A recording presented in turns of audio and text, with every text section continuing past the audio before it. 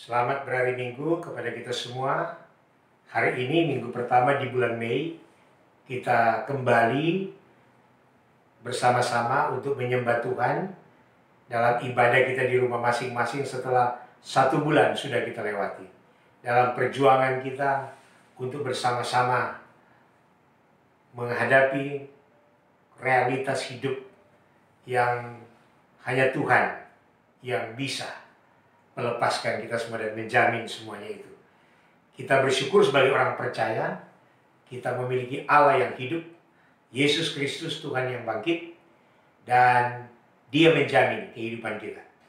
Tema kita memasuki bulan Mei ini adalah Allah di dalam Yesus Kristus menjamin kehidupan kita. Apapun situasinya, apapun keadaannya, yakinlah bahwa Yesus menjadi jaminan bagi hidup kita. Mari kita buka Alkitab bersama-sama. Kita membaca dari Injil Yohanes pasal 20 ayat 19 sampai 23. Injil Yohanes pasal 20 ayat 19 sampai 23. Ketika hari sudah malam, pada hari pertama minggu itu, berkumpullah murid-murid Yesus di suatu tempat dengan pintu-pintu yang terkunci, karena mereka takut kepada orang-orang Yahudi.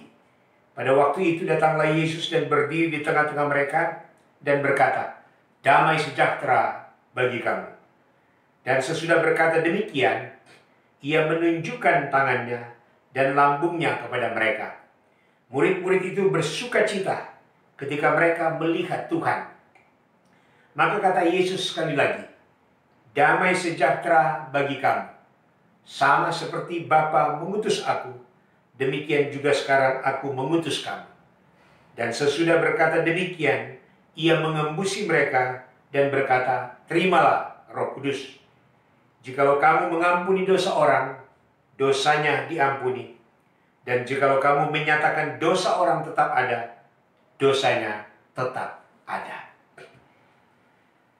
Bapak Ibu saudara jemaat yang dikasihi Tuhan, dimanapun Anda berada, pada hari ini, Tuhan ada bersama dengan Bapak Ibu, saudara sekalian. Kita masih dalam rangkaian merenungkan, mengalami tentang karya kebangkitan Tuhan Yesus. Minggu ketiga kita lewati dalam peristiwa setelah Yesus bangkit. Dan dalam peristiwa minggu-minggu berjalan, Yesus selalu datang kepada murid-muridnya dan menampakkan diri kepada murid-muridnya. Dengan satu tujuan, supaya mereka yakin benar-benar dan tahu benar-benar dengan pasti bahwa Yesus yang mereka sembah, Dia adalah Allah Tuhan yang mati di kayu salib, tetapi Dia bangkit dari antara orang mati. Dia mengalahkan kematian, Dia mengalahkan dosa, Dia mengalahkan segala-galanya. Karena itulah Allah di dalam Yesus yang kita sembah menjadi jaminan bagi kehidupan kita untuk selanjutnya. Kalau Tuhan sudah menolong kita dalam perjalanan hidup sepanjang 1 bulan, kita ada di rumah beribadah, bekerja dari rumah, belajar dari rumah, semua karena pertolongan Tuhan yang memampukan kita, yang memberi kita kekuatan. Injil Yohanes pasal 20 yang kita baca hari ini mengingatkan kembali lagi kepada kita tentang bagaimana ketika Yesus bangkit, Dia menampakkan diri kepada Maria Magdalena, kepada orang-orang yang mengikuti Dia. Dan kini juga Dia menampakkan diri kepada para murid-murid dalam situasi yang dikatakan di mana mereka berdiam di rumah, di satu rumah. Mereka berkumpul dalam satu rumah. Mereka berkumpul karena mereka mengalami ketakutan terhadap ancaman orang-orang Yahudi karena mereka adalah pengikut Yesus. Mungkin hari ini kita takut bukan karena ancaman, tapi kita diingatkan karena ada bahaya yang mengancam kita, sehingga kita dihimbau untuk tinggal di rumah. Ketakutan menjadi sesuatu yang biasa, yang dialami oleh setiap manusia. Karena ketakutan merupakan satu buah daripada dosa. Permulaan bencana, permulaan kutuk dalam kehidupan manusia dimulai dari Taman Eden ketika manusia di dalam dosa. Dan sebagai akibat pertama yang ditimbulkan adalah rasa takut. Ketakutan. Dan itu juga yang dialami oleh murid-murid. Ketika mereka berada dalam ketakutan setelah Yesus mati di kayu salib dan mereka melihat dia sudah dikuburkan, ada ketakutan yang menghinggapi mereka. Ketakutan karena mereka menjadi incaran orang-orang Yahudi karena mereka menganggap mereka adalah pengikut Yesus. Dan itulah sebabnya mereka berkumpul dalam satu rumah dengan mengharapkan sesuatu mujizat akan terjadi dalam hidup mereka. Dan memang benar terjadi. Dalam situasi itu dikatakan Yesus bangkit dan Yesus hadir di tengah-tengah mereka. Apa yang Yesus lakukan dengan kebangkitannya, dengan penampakan dirinya kepada murid-murid? Tema khotbah saya pada minggu ini, kebangkitan Kristus memberikan kepada kita damai sejahtera, sukacita, keyakinan di dalam pengalaman kita bersama dengan Tuhan. Tetapi kita juga diberi tugas, diberi tanggung jawab dengan kuasa Roh Kudus untuk membawa kita kepada satu pengampunan dosa. Hanya ada satu cara untuk kita bisa mengalami semua ini, yaitu kita bisa mengalami Tuhan Yesus yang bangkit dalam hidup kita. Pembacaan kita hari ini yang kita sudah baca dari Injil Yohanes pasal 20 ayat 19, yang sudah saya jelaskan tadi, katakan ketika hari sudah malam pada hari pertama minggu itu, berkumpullah murid-murid Yesus di suatu tempat dengan pintu-pintu yang terkunci karena mereka takut kepada orang-orang Yahudi. Pada waktu itu datanglah Yesus dan berdiri di tengah-tengah mereka dan berkata, damai sejahtera bagi kamu. Dalam ketakutan, dalam kecemasan, dalam keputusasaan, Yesus hadir. Dan kehadiran Yesus dengan kebangkitannya yang pertama memberikan kepada kita damai sejahtera. Damai sejahtera. Saya kira juga hari-hari ini kita memerlukan damai sejahtera dalam hidup kita. Damai sejahtera adalah merupakan satu ungkapan yang menyatakan tentang keadaan tenang, nyaman. Keadaan yang aman. Tapi realita yang kita hadapi hari-hari ini, kita berada dalam kecemasan, ketakutan. Tapi jangan lupa sebagai orang percaya, Yesus sudah bangkit, dia hidup, dia hadir dalam kehidupan kita, dan dia memberikan kepada kita damai sejahtera. Ayat itu diulang lagi dalam ayat 21a. Damai sejahtera bagi kamu. Damai sejahtera bagi kamu. Yesus memberikan damai sejahtera. Dunia tidak bisa memberikan damai sejahtera dalam hidup kita hari-hari ini. Mungkin orang mencari damai di mana-mana. Ada lagu yang kita nyanyikan. Kalau aku cari damai, hanya ada dalam Yesus. Dan orang hari-hari ini membutuhkan damai sejahtera. Dan itu hanya bisa ditemukan di dalam Yesus Kristus yang bangkit. Ketika Yesus hadir dalam hidup kita, dia akan memberikan kepada kita damai sejahtera. Memberikan kepada kita ketenangan. Memberikan kepada kita kelegaan. Yang kedua, kebangkitan Kristus memberikan kepada kita sukacita dalam ayatnya yang ke-20. Dan sesudah berkata demikian, ia menunjukkan tangannya dan lambungnya kepada mereka. Murid-murid itu bersukacita ketika mereka melihat Tuhan. Yesus menunjukkan kepada murid-muridnya satu bukti otentik yang tidak bisa dibantah bahwa benar dia hidup. tangannya bekas paku, lambungnya yang ditusuk dengan tombak.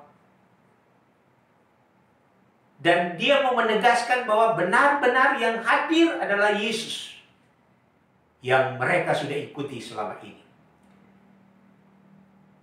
Dan kehadirannya, kebangkitannya memberikan kepada kita bukan hanya damai, tapi juga dikatakan sukacita.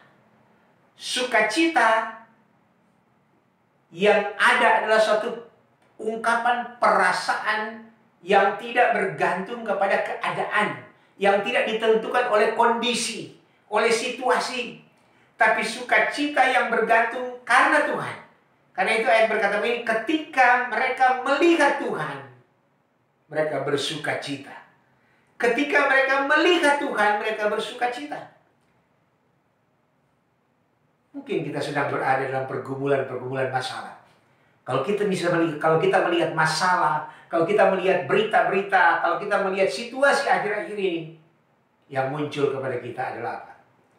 Kesedihan, ketakutan, kecemasan, kekhawatiran.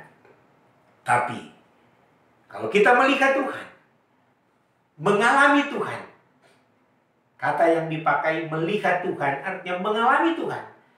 Dan di saat yang sama, ketika kita mengalami Tuhan dalam hidup kita, Yesus yang bangkit, yang hidup dalam kita, yang kita alami dalam kehidupan kita, kita akan merasakan ada sukacita. Ada satu keadaan di mana kita menikmati damai sejahtera, menikmati kenyamanan dalam segala situasi yang tidak bergantung kepada keadaan atau situasi apapun. Ketika melihat Tuhan, bersukacitalah mereka. Pada waktu itu Yesus hidup bangkit dan terlihat. Hari ini saya percaya bahwa kita tidak sedang melihat Tuhan secara langsung. Tetapi mungkin melalui peristiwa yang ada pada hari ini yang kita alami, di mana kita ada di rumah kita masing-masing beribadah, Tuhan sedang melihat kita dan kita melihat Tuhan dan kita mengalami Tuhan sehingga kita ada kekuatan untuk mengalami sukacita dalam Tuhan. Mungkin kita melihat Tuhan dengan cara Tuhan menolong kita, dengan cara Tuhan memelihara kita, dengan cara Tuhan membimbing kita, mengajar kita dalam situasi-situasi ini. Kadang-kadang kita merasa bahwa pertolongan Tuhan itu sesuatu yang harus wah. Tapi seringkali pertolongan Tuhan itu dinyatakan memberikan kepada kita sukacita ketika ada situasi-situasi yang mungkin hal-hal yang sepele, di mana Tuhan hadir, menyatakan kasih setianya, berkatnya, pemeliharaannya, pertolongannya bagi hidup kita sehingga kita bersukacita. Ada banyak orang akhir-akhir ini tidak bisa bersukacita karena mereka ditimpa dengan wabah virus corona. Karena mereka ada dalam kecemasan. Tapi mari kita memandang kepada Tuhan. Mari kita melihat kepada Tuhan. Mari kita mengalami Tuhan supaya kita menemukan sukacita yang datangnya dari Tuhan yang memberi kita kekuatan. Yang ketiga, kebangkitan Kristus memberikan kepada kita satu tanggung jawab, satu tugas untuk kita laksanakan dalam hidup kita. Ayat 1b. Sama seperti Bapa mengutus aku, demikian juga sekarang aku mengutus kamu. Rupanya Tuhan itu punya maksud, punya rencana yang indah bagi kita. Yesus berkata kepada murid-muridnya, sama seperti Bapa mengutus dia datang dari dunia, datang dari surga ke dalam dunia. Demikian juga sekarang dia akan mengutus kamu untuk pergi kepada dunia ini. Untuk membawa kabar kesukaan. Kabar baik bahwa Yesus bangkit, Yesus menang, Yesus hidup. Kita ada di rumah masing-masing beribadah. Mungkin hal yang sepele, hal yang kecil yang sedang kita lakukan.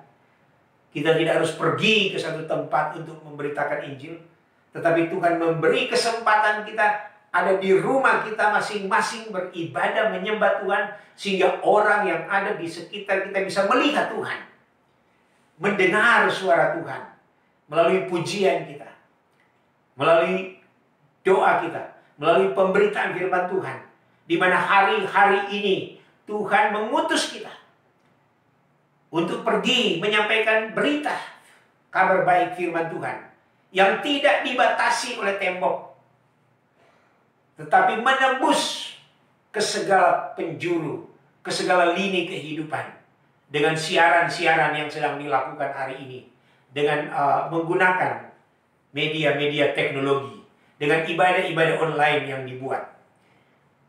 Itu salah satu. Tuhan mengutus kita. Tuhan mengutus kita di rumah kita, untuk ada di rumah kita supaya orang di sekitar kita melihat bahwa ada Tuhan hadir dalam kehidupan keluarga kita semua. Ada tanggung jawab. Di dalam situasi apapun, Tuhan memberi kita tugas. Dan Tuhan mengutus kita, Tuhan mengirim kita di rumah kita, mengirim kita di rumah kita, mengirim kita di lingkungan kita, mengirim kita untuk hadir di tengah-tengah masyarakat, di tengah-tengah kehidupan yang sedang mengalami kesesakan hari-hari ini. Yang keempat, kebangkitan Kristus memberikan kepada kita damai, jaminan damai sejahtera. Memberikan kepada kita jaminan sukacita ketika kita mengalami Tuhan, melihat Tuhan, berjumpa dengan Tuhan.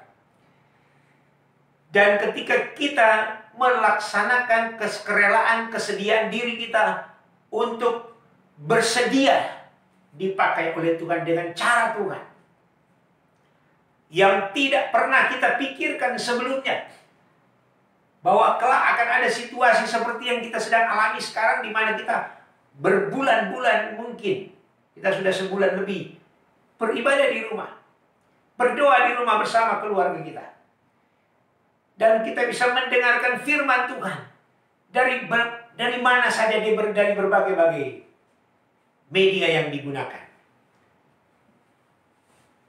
supaya kita tetap menjalankan tugas kita. Untuk apa? Supaya orang-orang mengalami pemulihan. Ayat yang ke-23, 22.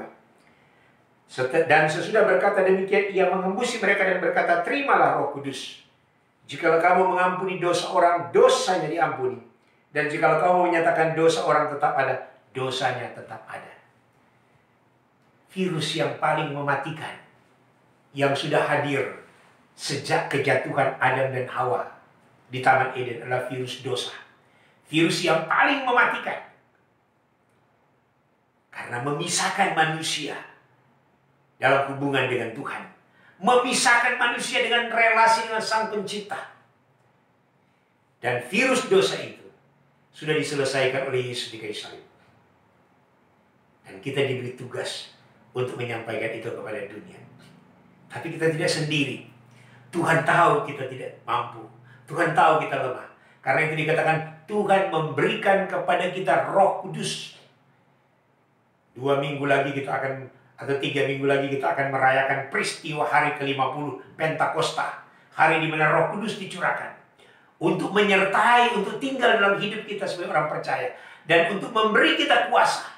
Supaya kita mengalami kekuatan. Supaya kita mengalami pertolongan. Supaya kita mengalami penghiburan. Supaya kita mengalami sukacita dan damai sejahtera. Supaya kita ada kekuatan untuk menjalankan tugas kita sebagai orang percaya. Untuk membawa berita pertobatan kepada dunia ini. Karena hanya dengan pertobatan dan pengampunan dosa, orang akan mengalami pemulihan. Karena itu dalam ayat yang terakhir dikatakan bahwa ketika Yesus memberi Roh Kudus kepada murid-muridnya, jikalau kamu mengampuni dosa orang, dosanya diampuni. Jikalau kamu menyatakan dosa orang tetap ada, dosanya tetap ada. Kita punya tugas yang Tuhan sudah beri kepada kita. Tapi kita tidak bisa melaksanakan itu. Kita hanya alat. Dan Tuhan mau pakai kita di masa-masa ini untuk menjadi berkat, untuk menjadi alatnya menyampaikan berita pertobatan, berita pengampunan.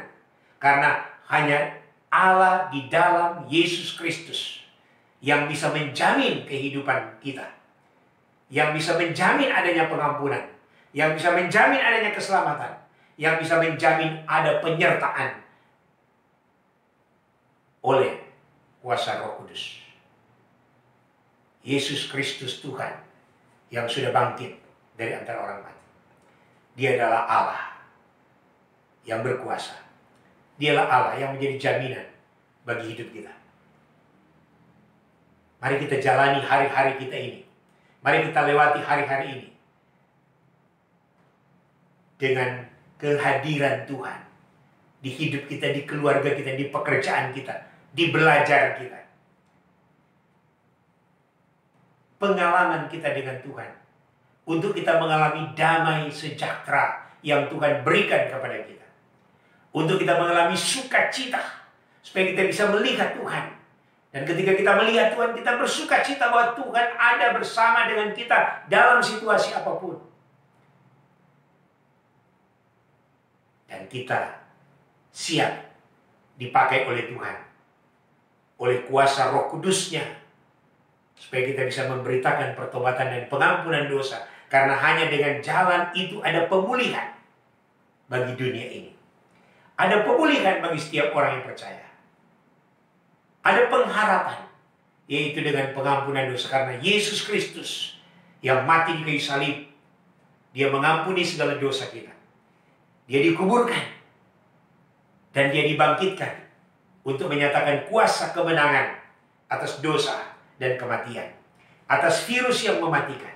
Dan kita percaya bahwa waktunya akan tiba.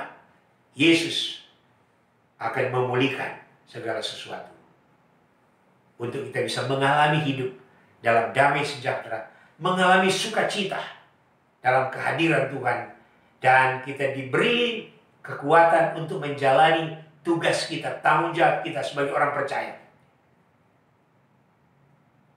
oleh pertolongan kuasa Roh Kudus, untuk kita bisa pergi memberitakan kabar baik, memberitakan pengampunan dosa kepada semua orang. Dan itu juga ditegaskan oleh Lukas dalam pasal 24 ketika kebangkitan Yesus, bahwa berita pertobatan yang baru kita lewati, tema kita dalam bulan lalu, bahwa berita pertobatan dan pengampunan dosa harus disampaikan kepada segala bangsa, mulai dari Yerusalem, dan kamu adalah saksi dari semuanya itu. Mari kita ambil kesempatan ini dalam situasi ini. Kita ada di rumah, di keluarga. Kita bawa hidup kita, keluarga kita, kepada pengalaman kita mengalami Tuhan di dalam setiap kehidupan kita hari demi hari. Baik kita belajar, baik kita bekerja, baik kita berdoa dan beribadah di rumah. Karena di sana Tuhan ada bersama dengan kita. Kiranya Tuhan Yesus memberkati kita semua, dan yakin Allah di dalam Kristus adalah jaminan bagi kehidupan kita. Selamat berhari Minggu. Tuhan Yesus memberkati kita. Haleluya. Kita berdoa. Terima kasih Bapa untuk firman-Mu hari ini. Kiranya kami terus diteguhkan dan iman kami dikuatkan menghadapi situasi ini, dengan keyakinan percaya kami bahwa di dalam Yesus Kristus kami memiliki jaminan atas kehidupan kami, karena Engkau Yesus yang bangkit, yang hidup dari antara orang mati, yang berkuasa atas segala-galanya. Terima kasih Tuhan, berkatilah seluruh jemaat-Mu dimanapun mereka berada, di rumah masing-masing, dalam seluruh kehidupan, usaha, pekerjaan, keperluan hidup. Biarlah Tuhan Engkau menjadi jaminan yang memberi kami kekuatan, damai sejahtera, sukacita, dan kami terus tetap menjalankan tugas kami, tanggung jawab kami sebagai umat-Mu, sehingga kami boleh mengalami kuasa Tuhan dan pemenuhan dari Tuhan untuk kami menyatakan berita pertobatan dan pengampunan dosa. Terima kasih Bapa, terpujilah Dikau dalam nama Yesus, haleluya, amin.